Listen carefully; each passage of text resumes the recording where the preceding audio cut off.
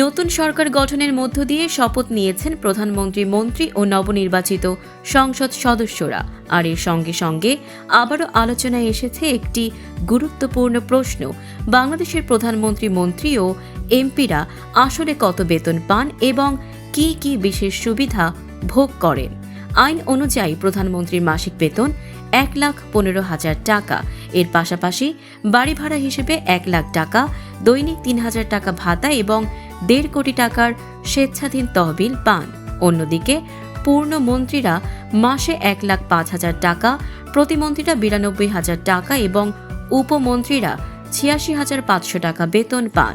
সংসদ সদস্যদের মাসিক বেতন নির্ধারিত রয়েছে 55,000 টাকা। তবে বেতনের বাইরেও রয়েছে আরও অনেক সুযোগ সুবিধা। মন্ত্রী, প্রতিমন্ত্রী ও উপমন্ত্রীরা সরকারি খরচে একটি করে গাড়ি পান এবং জ্বালানি বাবদ দৈনিক নির্দিষ্ট অর্থ দেয়া হয়। সরকারি বাসভবনে থাকলে বিদ্যুৎ, গ্যাস, পানি ও টেলিফোন বিল সরকার বহন করে। আর সরকারি বাসায় না থাকলে মন্ত্রীরা মাসে প্রায় 80,000 টাকা এবং প্রতিমন্ত্রী ও উপমন্ত্রীরা 70,000 টাকা পর্যন্ত বাড়ি ভাড়া পান। সংসদ সদস্যরা শুল্কমুক্ত গাড়ি আমদানির সুযোগ পান এবং নির্বাচনী এলাকায় অফিস পরিচালনার জন্য মাসে 15,000 টাকা ভাতা দেয়া হয়।